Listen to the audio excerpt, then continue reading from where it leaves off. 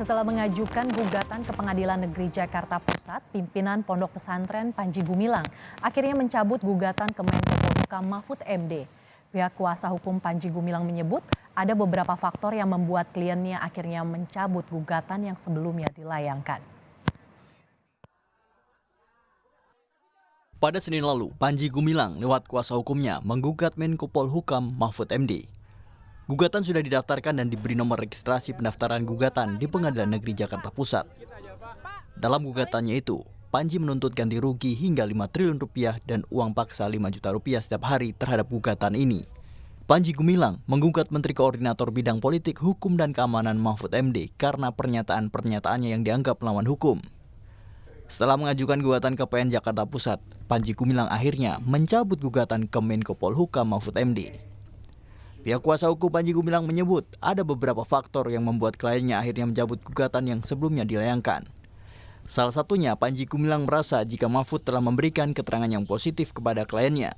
Intinya, gugatan tersebut dicabut karena ada alasan dari klien kami itu, diantaranya pertama, ada penilaian yang objektif dari pihak Prof. Mahfud MD kepada klien kami ya, khususnya yang kemudian itu dijadikan dasar yang disampaikan kepada kami dari klien kami itu, bahwa Pak Mahfud MD ini pertama orangnya baik sebetulnya ya.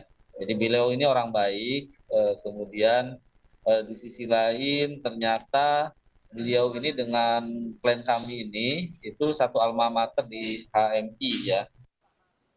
Sebelumnya, Menko Polhukam Mahfud MD menganggap gugatan Panji Gumilang sebagai sensasi semata.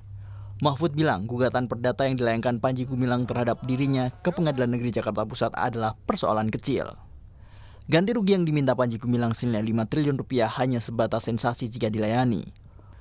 Mahfud menegaskan tidak akan terkecoh dan tetap akan memproses dugaan tindak pidana Panji Gumilang termasuk dugaan tindak pidana pencucian uang.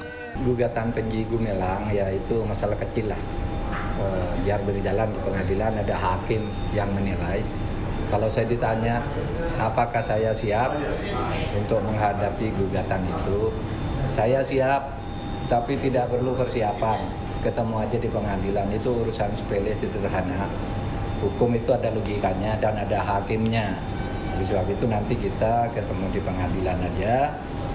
Saya juga belum baca dan tidak ingin baca apa isi gugatannya. Nanti aja kalau sudah kurang 10 menit gitu nanti saya baca. Itu kan urusan enteng aja.